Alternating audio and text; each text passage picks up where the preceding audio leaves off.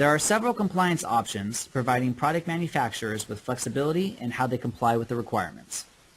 Each compliance option has specific requirements that must be met. I'll now take this opportunity to explain each compliance option with a little more detail. In order to claim compliance through the Post-Consumer Material Content Compliance option, an RPPC must be made from at least 25% post-consumer material. In past certifications, usage of 25% post-consumer material has been the most utilized option. In our regulations, post-consumer material means a material that would otherwise be destined for solid waste disposal, having completed its intended end use and product life cycle. This includes material that comes from California diversion and curbside recycling programs. However, post-consumer material also includes RPPCs holding obsolete or unsold products that are commonly disposed and not commonly reused within an original manufacturing process. Can be considered as post-consumer material when used as feedstock for new rigid plastic packaging containers. Post-consumer material also includes finished plastic packaging that has been rejected by a container or product manufacturer and that is commonly disposed, can be considered as post-consumer material if it is later used in a process other than the original manufacturing and fabrication process. For this compliance option, post-consumer material can come from either in California or anywhere on the national level. Post-consumer materials and byproducts generated from and not commonly reused within an original manufacturing and fabrication process are not considered post-consumer material under the RPPC regulations, rather as a standard operating procedure, also known as post-industrial material.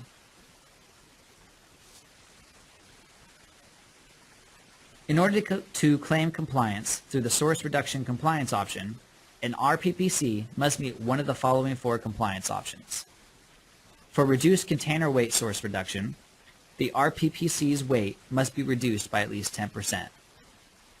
For product concentration source reduction, products held within an RPPC must be concentrated by at least 10%.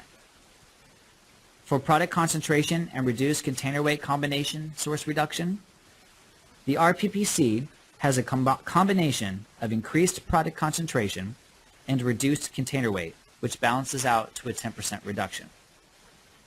For comparison to similar products and similar containers source reduction, the RPPC, when compared to another container that is alike in material type, such as resin, shape, volume, and with a similar product inside, must weigh at least 10% less.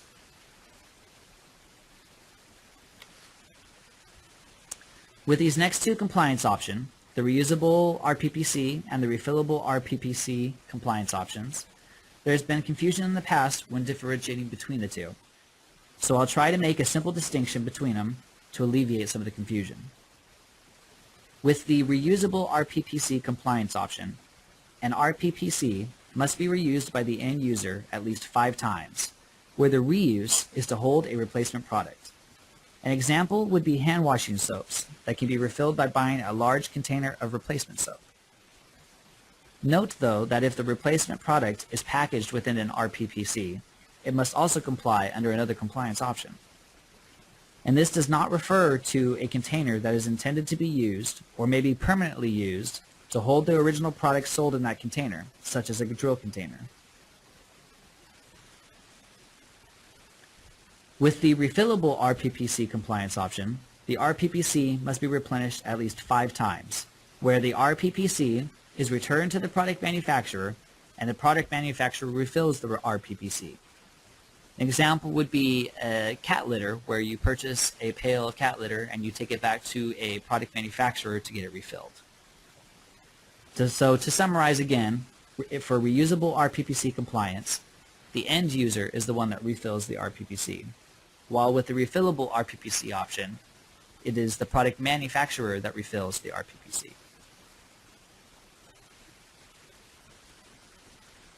For the particular type, product associated, or single resin type RPPC recycling rate compliance option, the product manufacturer must prove that the RPPC is recycled at a minimum of 45% recycling rate.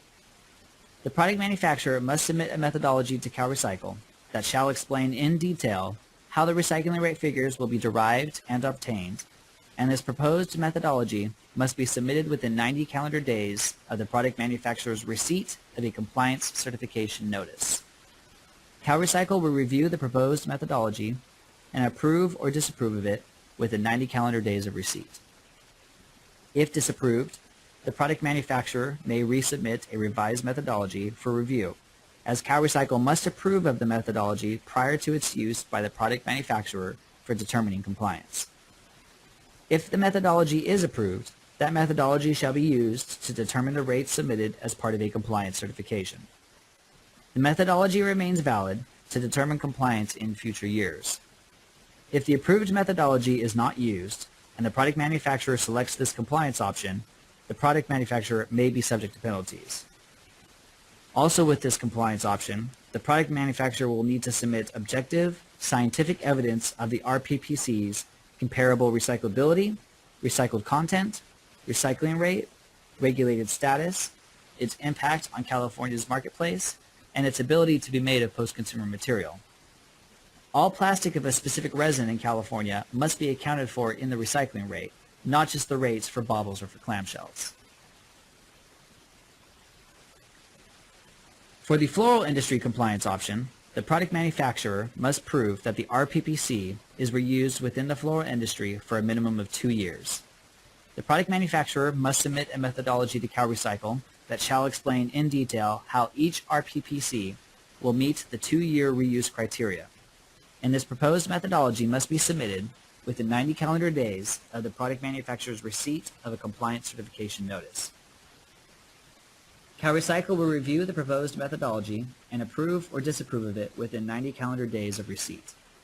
If disapproved, the product manufacturer may resubmit a revised methodology for review, as CalRecycle must approve of the methodology prior to its use by the product manufacturer for determining compliance. If the methodology is approved, that methodology shall be used to determine the rate submitted as part of a compliance certification. The methodology remains valid to determine compliance in future years. If the approved methodology is not used, and the product manufacturer selects this compliance option, the product manufacturer may be subject to penalties.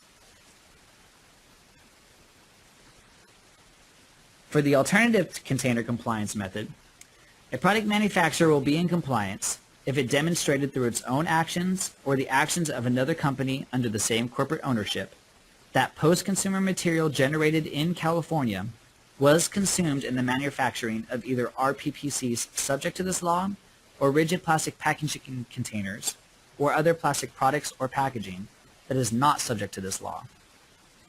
The amount of post-consumer material consumed must be equivalent to or exceeds the post-consumer material that the RPPC is otherwise required to contain, which means it must be equivalent to or exceeds 25% post-consumer material.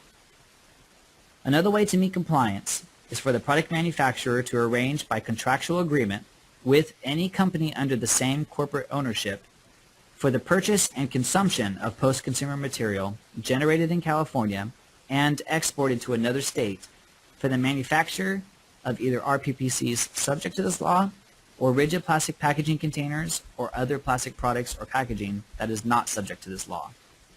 The amount of post-consumer material consumed must be equivalent to or exceed the post-consumer material that the RPPC is otherwise required to contain. To clarify, for this compliance option, the post-consumer material must have been generated in California. For the 25% post-consumer material content compliance option, post-consumer material can be from California or from anywhere.